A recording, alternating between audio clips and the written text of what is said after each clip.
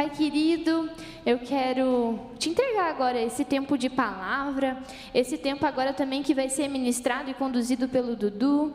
Eu entrego a vida dele, Pai, nas tuas mãos. Te agradeço por tudo aquilo que o Senhor tem falado ao coração dele, Pai, mas eu oro agora por esse transmitir, que seja o teu Espírito Santo, Deus, falando através do Dudu na nossa vida, e que os nossos ouvidos e os nossos corações estejam inclinados para ouvir aquilo que a tua palavra, Pai, quer nos dizer, aquilo que a tua palavra quer nos constranger também, para viver uma vida diária de transformação contigo. Por isso eu coloco esse tempo agora em tuas mãos, em nome de Jesus. Amém.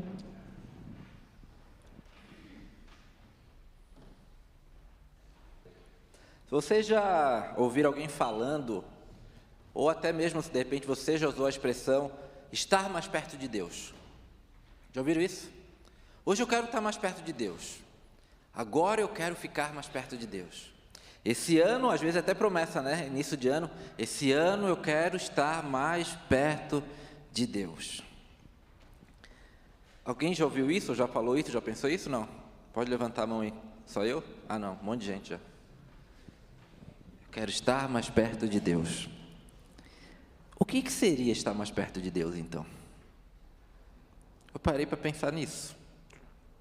Ok, eu acho que é uma vontade legítima, mas o que é estar mais perto de Deus? Será que estar mais perto de Deus tem a ver com vir à igreja, participar do culto? Será que tem a ver com ler mais a Bíblia? Será que tem a ver com orar mais? Será que estar perto de Deus tem a ver com participar de algum outro ministério na igreja? O que tem a ver com estar mais perto de Deus? Essa é a nossa reflexão hoje. É sobre isso que a gente vai falar hoje. O que é e como? Como é essa coisa de estar mais perto de Deus? Às vezes, para algumas pessoas, estar mais perto de Deus é tu ir num passeio onde tem uma bela paisagem, um belo cenário da natureza e fala, nossa, parece que aqui eu fiquei mais perto de Deus. Eu confesso que eu já tive essa sensação, acho que foi na primeira vez que eu fui em Foz do Iguaçu, quando eu me deparei com as cataratas. E eu fui naquela plataforma embaixo, que tu fica olhando ali pelo lado do Brasil. O lado da Argentina é legal também, mas o Brasil sempre é melhor que o da Argentina, né, gente? Aí eu fui no lado brasileiro ali, e aí eu vi aquela imensidão de água, e eu juro para vocês que eu parei assim, eu fiquei meio... Aí a Nayana ficou olhando para mim, eu sou mais sentimental que a Nayana, assim, ela ficou, o que foi? Eu falei, cara, outra vez a gente foi para o Chile, uma vez também viajar, e a gente chegou num cenário que é muito diferente dos cenários que a gente tem aqui no Brasil em termos de natureza. Tinha um rio de degelo totalmente azul, uma natureza, um vulcão atrás e neve. Cara, a hora que eu olhei para aquilo lá, eu parei e comecei a chorar. Da Nayana, tu tá chorando de novo? Mas às vezes, esses sentimentos, às vezes a gente também fala, né? Parece que eu me senti mais perto de Deus, quando eu vi a natureza, quando eu vi. E outras pessoas vão ter isso em outros momentos. Mas de fato, o que é isso? O que é estar mais perto de Deus? E dito isso, eu quero então, em cima dessa reflexão, dessa busca, óbvio que eu não vou esgotar esse tema hoje de manhã e eu não vou conseguir responder todas as respostas e dúvidas e anseios que temos em relação a esse tema. É sempre uma tentativa da nossa parte, mas também ordenada, orquestrada pelo Espírito Santo de Deus. E eu decidi ser prudente, que tal a gente começar do começo, então, para tentar entender o que é esse negócio de estar mais perto de Deus. E a gente vai começar literalmente do começo. Quero convidar vocês a abrir então a Bíblia de vocês em Gênesis, primeiro livro da Bíblia. Gênesis 3, eu vou ler os versículos 6 a 9. Mas um breve contexto, Deus já tinha criado tudo, estava tudo belo, bonito, perfeito, mas o ser humano resolveu então se rebelar contra Deus e seguir a sua própria vontade. Então, Gênesis 3 é onde tem todo esse relato da queda do ser humano. E em determinado momento, então, fala, a mulher viu, versículo 6, que a árvore era linda e que o seu fruto parecia delicioso. E desejou a sabedoria que lhe daria. Assim tomou do fruto e comeu. Depois deu ao marido que estava com ela, e ele também comeu. Naquele momento, seus olhos se abriram e eles perceberam que estavam nus. Por isso costuraram folhas de figueira, umas às outras para se cobrirem. Quando soprava a brisa do entardecer, o homem e a sua mulher ouviram o Senhor Deus caminhando pelo jardim e se esconderam dele entre as árvores. Então, o Senhor Deus chamou o homem e a mulher, chamou o homem e perguntou: onde você está? Onde você está? Por que eu comecei por aqui? Porque quando a gente vai falar sobre estar perto de Deus, chegar perto de Deus, tem uma realidade que ecoa até os dias de hoje. E essa realidade que ecoa até os dias de hoje tem a sua expressão máxima em Jesus, é que antes mesmo de eu e você pensarmos em buscar a Deus, Ele já nos buscou. Antes mesmo de você e eu pensarmos em quero estar mais perto de Deus, Deus já fez esse movimento de estar mais perto. Pensem bem, o ser humano tinha acabado de se rebelar contra Deus, acabado de fazer algo que não era para fazer, não era só desobediência em si, mas essa desobediência gerada por um sentimento, por uma vontade de rebeldia, de falar, deixa tudo comigo, eu resolvo. Deus poderia muito bem naquele momento terminar com a humanidade ali, poderia muito bem agora naquele momento ter abandonado eles. Qual que é o primeiro movimento de Deus? Onde vocês estão? Onde vocês estão? E isso não é uma interpretação forçada da minha parte, porque se a gente for abrir a palavra em vários outros momentos, a palavra vai ser bem clara também, quebrando vários paradigmas que a gente vai criando com o tempo, de que primeiro, achar que Deus, só está com Deus aquele que se acha santo, belo, bonito e perfeito. Olha, se eu sou santinho, se eu faço tudo certinho, se eu vou no culto, então aí Deus está perto de mim. Ué, Adão e Eva tinham acabado de pecar, e Deus é que vai ao encontro deles. E pergunta, onde vocês estão? Então isso já vai quebrando alguns paradigmas. Achar que Deus só vai em busca daquele que se acha então perfeito, o tal do santinho. E outro paradigma também é achar que estar perto de Deus é algo que depende só, puramente, exclusivamente, de uma busca própria. Eu é que busco.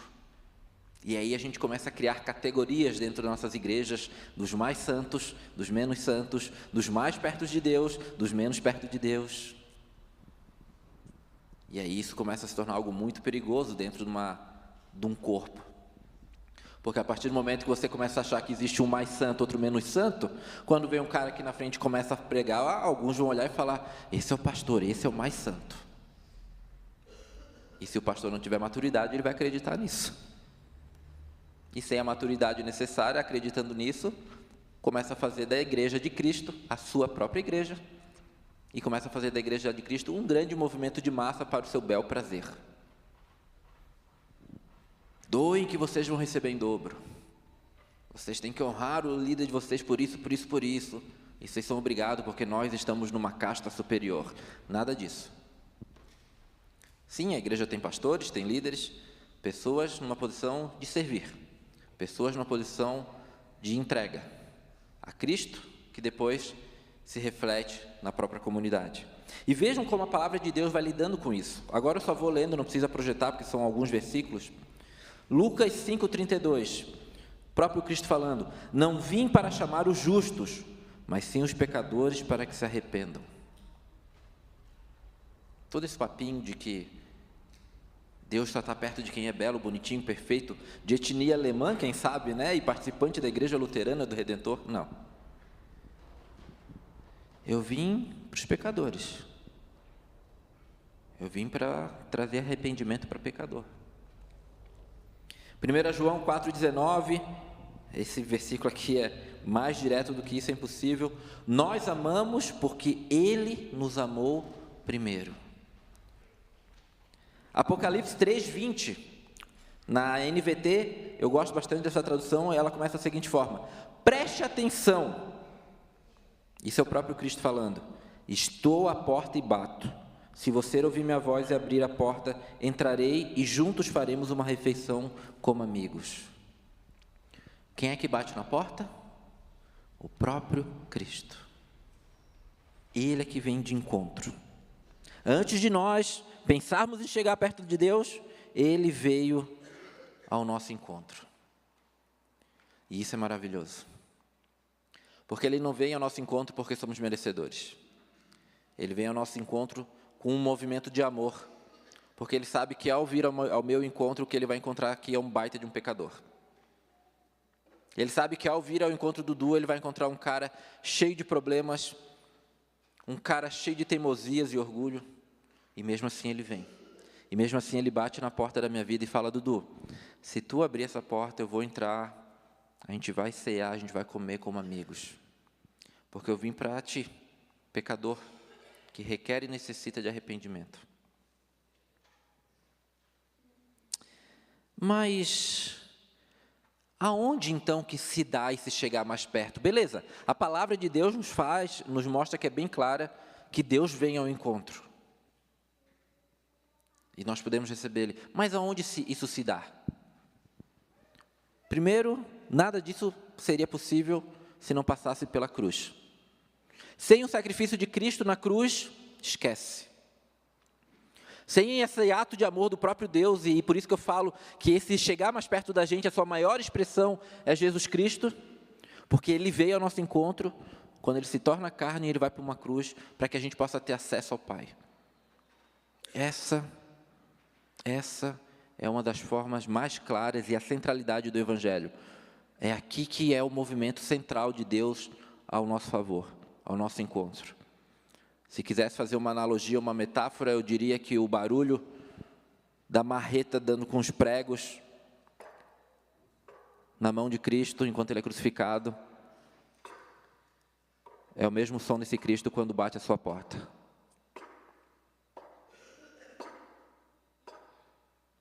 E aí a gente pode abrir. Então a sua expressão maior se dá na cruz. Mas no dia a dia, onde é que se dá isso? Onde se dá esse chegar perto de Deus no dia a dia, Dudu? Isso envolve emoções, sentimentos? Se dá quando sentimos algo que mexe com a nossa emoção, num louvor, numa palavra? Também. A gente, às vezes, acha que Deus elimina os nossos sentimentos, as nossas emoções. Não, mas Deus também usa os meus sentimentos, os teus sentimentos, durante um louvor, durante a leitura de uma palavra, durante um abraço. Ali, Deus também está chegando perto. E ali a gente também está chegando perto. Quando você chora por alguma coisa, ou quando você sente alguma coisa, quando de repente no meio de um louvor, de uma palavra, aquela coisa bate em você e te arrepia. Deus não anula os teus sentimentos. Ele fez você para sentir. Vejam o que fala lá em Lucas, quando no caminho de Emaús, alguns discípulos decepcionados, achando que tudo tinha acabado porque Jesus tinha morrido, e Jesus aparece para eles, fala com eles, e olha o que esses caras falam.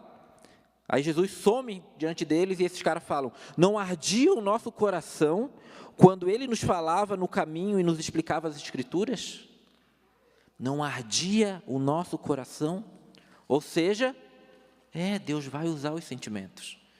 Deus vai usar aquele momento que te dá aquele arrepio, aquela coisa boa. Mas será que Deus também pode chegar mais perto usando também aquilo que é racional? A razão?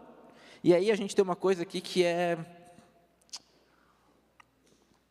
Deixa eu usar uma expressão leve aqui. Diabólica.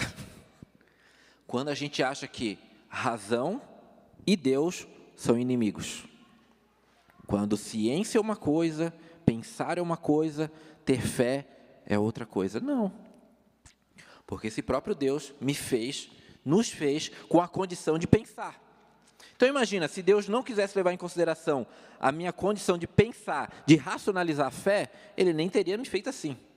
Falou: não, eu nem vou dar a condição para esses caras pensar, porque eles vão começar a me questionar cada coisa, perguntar de onde vieram, para onde é que eles vão, qual que é o sexo dos anjos, e como é que as coisas funcionam.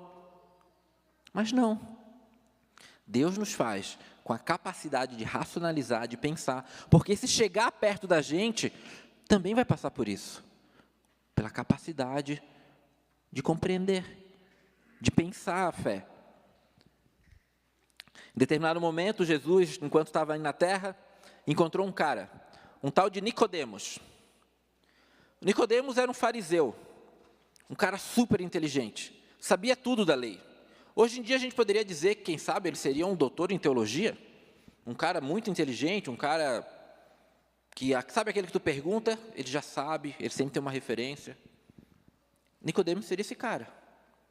E Jesus, então, no entardecer de um dia, começa a conversar com esse cara, e Jesus fala para ele: olha, Nicodemos, o negócio é o seguinte, para tu chegar a Deus, é preciso que tu morra e nasça de novo. Aí Nicodemos olha para ele e fala: caraca, agora foi para um lado que essa eu não peguei, essa eu não entendi. Aí Jesus ainda fala: pô, tu sendo mestre da lei, conhecedor de tudo, não entendeu? Então Jesus vai explicando para Nicodemos que o morrer é morrer para ele mesmo, que o nascer de novo não teria a ver com entrar de novo no ventre da mãe dele, como ele tinha imaginado, mas o nascer de novo, uma vez que eu morri para mim mesmo, agora eu nasço de novo no próprio Deus. Então, percebam que Deus vai usando o quê? Dessa condição de pensar, de racionalizar de Nicodemos, para ir apresentando a fé a ele, no explicar, no falar. Em outra situação, Jesus já tinha morrido, já tinha subido aos céus, e ficou a igreja ali em Atos, e a igreja começa a ser perseguida por momentos, a se articular por outros, e em determinado momento aparece o Espírito Santo de Deus para Filipe. Fala: Filipe, vai até tal rua lá que eu quero que tu encontre um cara. E Filipe vai. Chegando lá, ele encontra um eunuco. O eunuco era um servo do palácio, e o eunuco está com as escrituras. As escrituras, na época que se tinha acesso, era o Antigo Testamento somente, né? E o eunuco está lendo uma passagem de Isaías. E aí Filipe pergunta para ele: ô rapaz, aí tu está entendendo o que está escrito aí? Aí o eunuco olha para ele e fala: cara, como que eu vou entender se não tem quem me explique? Como é que eu vou entender? Aí a palavra fala que Filipe, então, pede para o eunuco subir na carruagem, eles vão caminhando, vão andando na carruagem, e Filipe explica para ele o que aquela passagem de Isaías queria falar, a quem ela estava se referindo, que era o próprio Cristo, aquele que iria vir morrer por nós. E no final dessa conversa, então, o eunuco olha para ele e fala: então o que impede de eu ser batizado? Porque agora eu entendi. Ele falou: nada. Ele vai lá, batiza o eunuco, e conta que Filipe volta para sua caminhada, e o eunuco segue alegre e feliz. Filipe explicou a fé para ele, racionalizou a fé para ele. E isso tem a ver com chegar perto de Deus também. Quando a gente também pensa a fé. Então, quando a gente tem as suas emoções, os seus sentimentos, quando a gente também pensa a fé. E quando que isso pode se dar, Dudu? Isso pode se dar no coletivo, aqui, quando tem bastante gente, também. Porque às vezes a gente acha que chegar perto de Deus tem a ver com aquele momentinho que está só eu e Deus lá no meu quarto. Não, isso pode acontecer aqui. Pode acontecer num grupo de discipulado, pode acontecer num grupo de jovens durante uma reunião, pode acontecer durante um culto. Pode. Deus não tem uma tabelinha onde a gente tem que cumprir espaço, hora, momento e situação para falar: só assim que eu vou falar com vocês. Nesse mesmo livro de Atos, fala que em determinado momento, Pedro começa a pregar para o pessoal. E vejam como Deus pode falar, operar e chegar perto também, e nos permitir chegar perto dele através de Jesus Cristo no coletivo. Fala que em determinado momento, Pedro está pregando e 3.000 homens se convertem. 3.000 homens se convertem. Mais uma vez que Deus então pode chegar perto e nos permitir chegar perto dele no coletivo, isso pode se dar também no individual, ali, no íntimo do meu quarto? Pode. Também pode. Quando eu estou dirigindo sozinho, num trânsito, quando eu estou lavando uma louça. Isso pode se dar, então, no individual? Pode. Claro que pode. Naquele momento que tu deita, bota a cabeça no travesseiro, naquele momento que saiu todo mundo de casa. Eu estou nessa situação. Minha mulher e minha filha estão lá em Floripa. E agora eu chego em casa sozinho. É bom às vezes também, né? Eu vou confessar que dá uns 3, 4 dias eu já fico com muita saudade. Acho que eu já não sei viver mais sozinho, tão sozinho. Mas pode também. Olha uma história do próprio eunuco, que estava sozinho. E veio Filipe, falou a ele, e ele entendeu, e ele seguiu. Deus pode falar comigo e com você, pode chegar mais perto da gente quando tudo vai bem? Claro que pode. Claro que pode também. Eu lembro quando nasceu a Olivia, que eu pegava aquele bebê e eu falava, Deus, tu é maravilhoso, cara. Olha o que tu fez. Apesar de mim, olha o que tu fez. Tu me deu uma filha. Olha isso. E apesar de mim, era bonita ainda, Marte. Tu acredita nisso? Mas Deus pode, quando a tua família, quando está indo tudo bem, quando no teu trabalho está indo tudo bem, porque tudo isso é dele. Então ali Ele pode falar contigo, ali Ele pode te dar um coração grato, ali Ele pode se chegar mais perto, mas Ele pode também fazer isso, de chegar mais perto e nos permitir entender quem Ele é, quando tudo vai mal, quando tudo vai bem mal, quando a gente acha que já não dá mais jeito para nada. Mateus 11, 28, o próprio Cristo vai falar, venham a mim todos vocês que estão cansados e sobrecarregados, e eu lhes darei descanso. Tomem sobre vocês o meu jugo, deixe que eu lhes ensine, pois sou manso e humilde de coração, e encontrarão descanso para a alma. O meu jugo é fácil de carregar, e o meu fardo que lhes dou é leve. Em meio a desertos, em meio a momentos de luto, de tristeza, ali também, Deus permite que a gente perceba, entenda que Ele está perto, que Ele se achega. Em suma, então, Deus fala com a gente, chega perto da gente de diferentes formas, em diferentes maneiras. Fala a modo de arder o nosso coração, de trabalhar a nossa mente, de pensar, seja no coletivo, seja no individual, seja quando tudo vai bem ou não. Ele vai lá e faz. Ele vai lá e fala. Mas aqui existe eu não vou dizer perigo, eu diria algo que a gente tem que se alertar. Porque quando a gente percebe que esse Deus chegou perto da gente, quando a gente compreendeu algo novo da fé, ou quando a gente sentiu algo novo nessa vida, tudo isso são experiências que são muito válidas. Mas uma vida de fé com Deus não se dá de experiência em experiência. Uma vida de fé saudável não se dá apenas de experiência em experiência. Vou para o culto porque o último culto no louvor eu senti algo diferente, vou em busca disso novamente. Não, agora eu vou no encontro de homens porque lá acontece tal coisa e eu sinto um negócio, então eu vou para lá novamente. Não, eu vou me reunir, eu vou sentar sozinho no meu quarto, porque a última vez que eu orei sozinho no meu quarto, eu senti uma coisa, eu chorei, eu vou lá atrás disso novamente. De novo, essas coisas não são erradas, mas uma vida saudável de fé não se dá de experiência em experiência. É a mesma coisa do que você então está casado, mas só levar em consideração pontos de experiência no relacionamento. O que vale para vocês é só aquela noite romântica.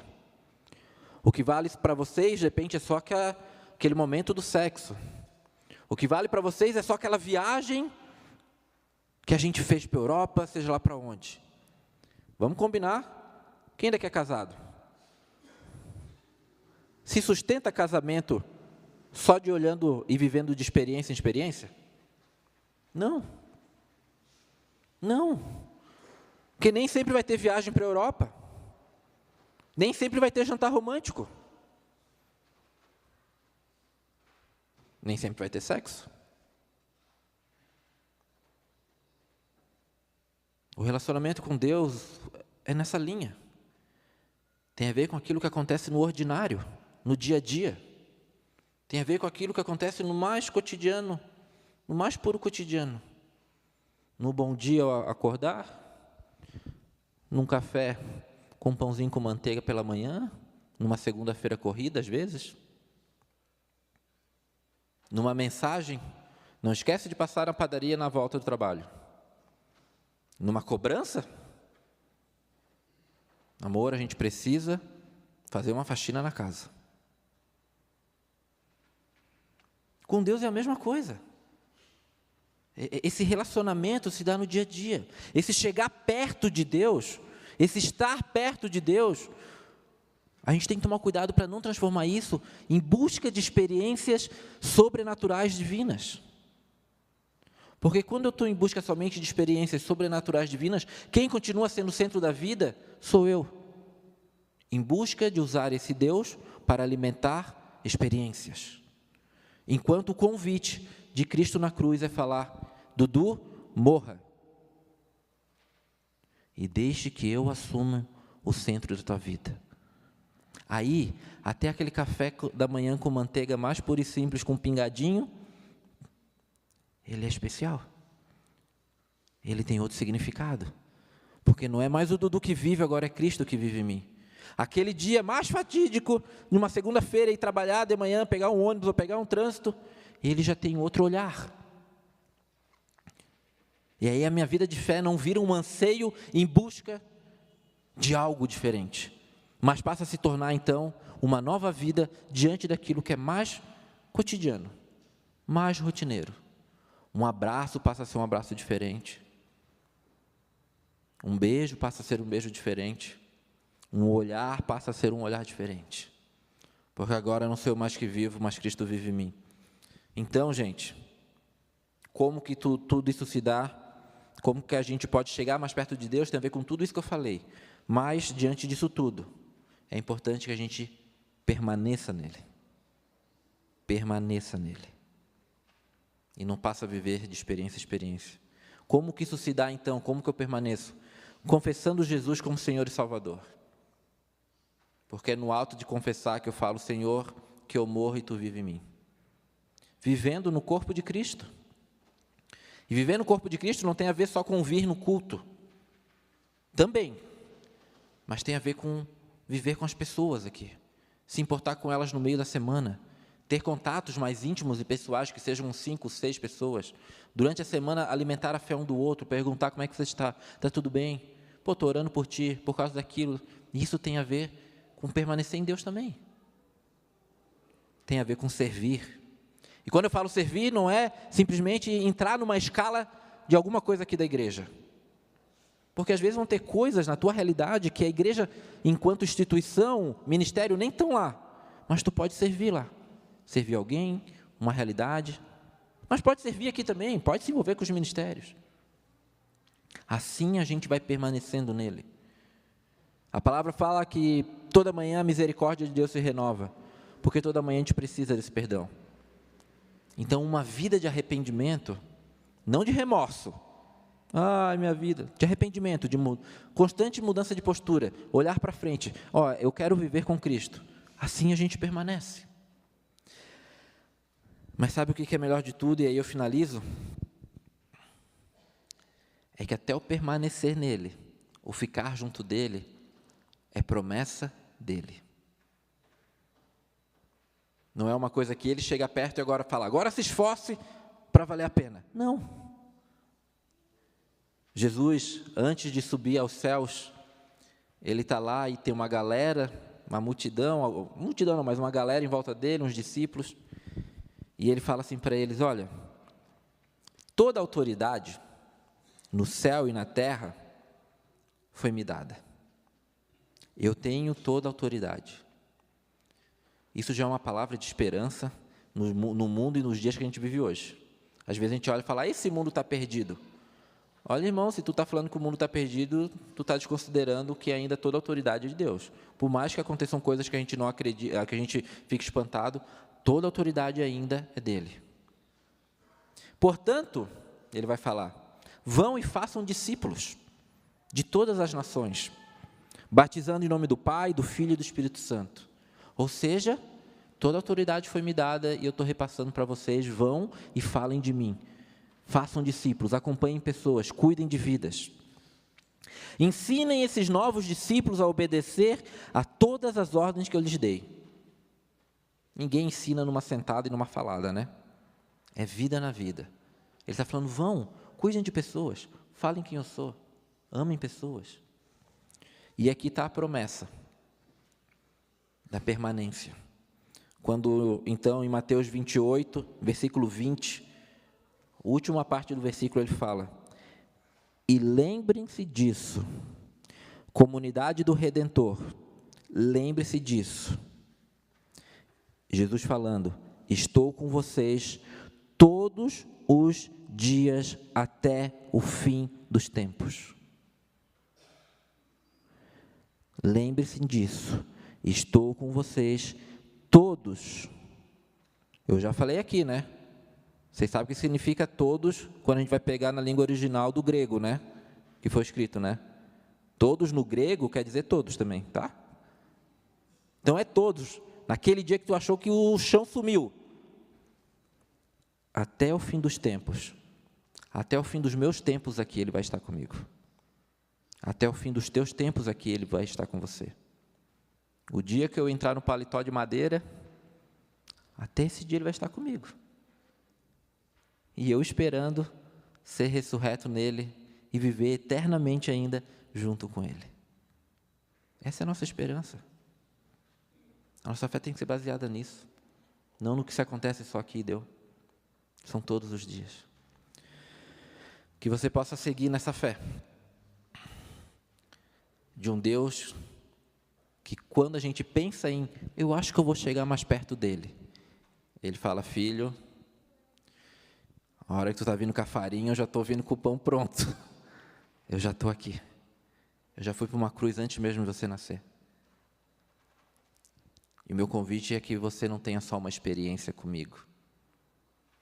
O meu convite é que a gente possa ter uma vida juntos para sempre. Porque no que depender de mim, filho, eu estarei com você todos os dias. Amém? Vamos orar. Senhor, obrigado, Pai. Obrigado porque eu não sou merecedor dessas promessas. Eu não sou merecedor de um Deus que venha ao meu encontro, porque eu sei da minha condição de pecador. Eu não sou merecedor de um Deus que está disposto a estar todos os dias, todos os tempos comigo.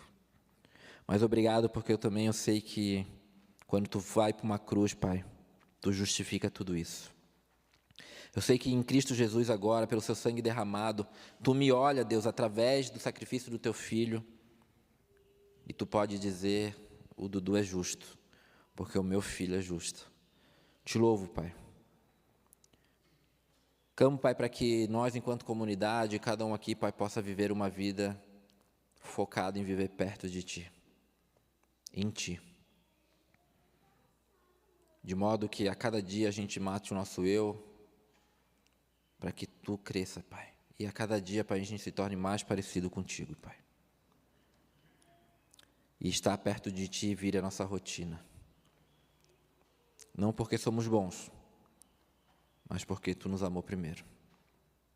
Amém.